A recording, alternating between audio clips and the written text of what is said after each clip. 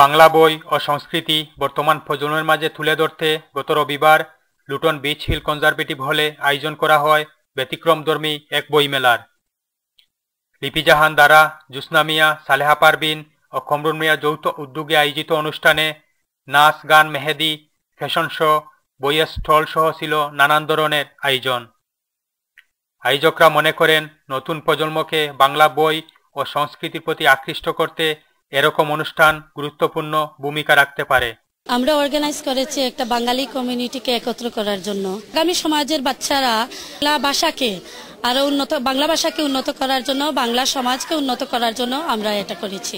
অনুষ্ঠানে আসা শিশু কিশোরদের অংশগ্রহণ ছিল সবচেয়ে আকর্ষণীয়।